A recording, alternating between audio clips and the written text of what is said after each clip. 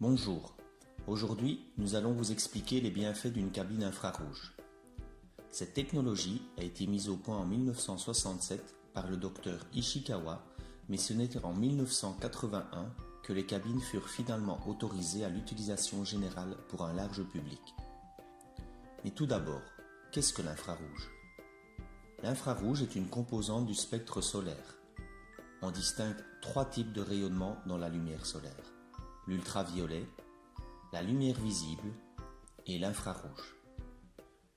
L'infrarouge est ressenti comme la chaleur et n'est donc pas à confondre avec les UV, des bancs solaires notamment, qui eux font bronzer. Dans l'infrarouge, on fait la distinction de trois types d'ondes électromagnétiques: les ondes courtes ou IRA, les ondes moyennes ou IRB et les ondes longues ou IRC. Les IRA pénètrent dans le corps mais n'augmentent pas la température environnante. Ce sont les ondes qui pénètrent le plus profondément dans le corps, jusqu'à 5 mm sous l'épiderme, et qui ont donc surtout une valeur thérapeutique.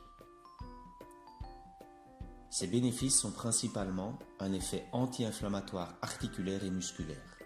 Les IRB pénètrent aussi dans la peau mais assurent également une augmentation de la température ambiante. Ces ondes pénètrent entre 1 et 4 mm sous la peau.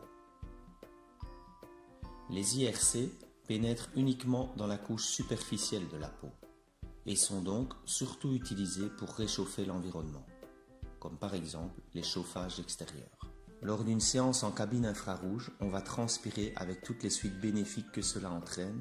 Citons notamment régulation de la tension artérielle, favorisation de la circulation sanguine, élimination des toxines, effet détox, et renforcement du système immunitaire. En fonction de votre besoin, vous choisirez donc votre émetteur infrarouge. Tous les émetteurs infrarouges émettent d'office les trois types d'ondes. Ce sont toutefois les pourcentages de ces ondes qui varient.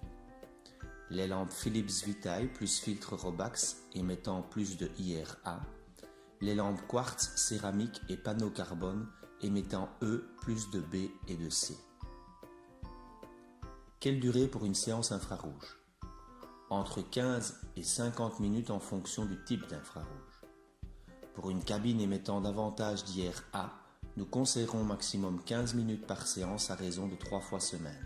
Pour une cabine émettant plus d'IRB et IRC, nous conseillons entre 30 et 45 minutes par séance à raison de 3 fois semaine.